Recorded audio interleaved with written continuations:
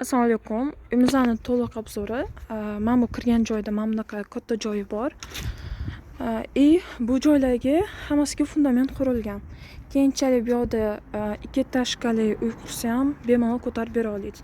Biz o'zi plan qilganmiz. Mana bu joyda oshxona bor, oshxona bilan kladovka. Buni buzib, mana bu joyga qurish kerak edi. Agar siz uy quraman, nimadir qilaman deydigan bo'lsangiz, o'zi planingizga qarab qurishingiz mumkin. Mana bu joyda katta zal uchun joy qilganmiz. Bemalol qurish mumkin.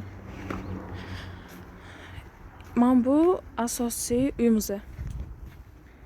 Bu joy. Uyimiz ikkitaga bo'lingan. Bu taraf amakilarim uyi, hali o'rtada qurilib bo'linadi. O'z mana bu bo'lingan joylari. Tualet bilan bu yerda hammom orqada. Mana bu banyasi. Tak.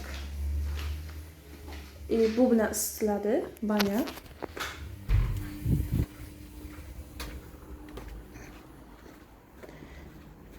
Bu joyda hojatxonasi bor. Bu ham suvli. Bu joyda oldin qurganmiz. Bu kichkina banyachi.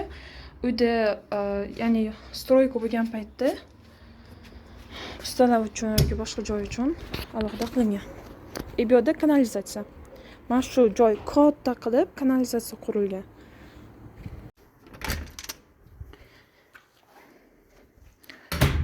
Mana bu kirganda koridor.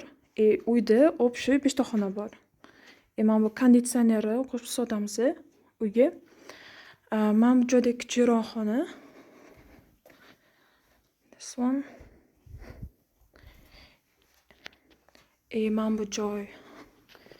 Biz buni uzoq ishlatamiz mehmonlarga.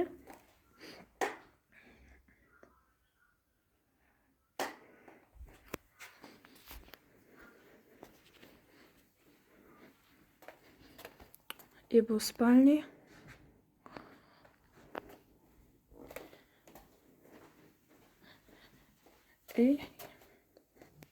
Boshqa xonasi.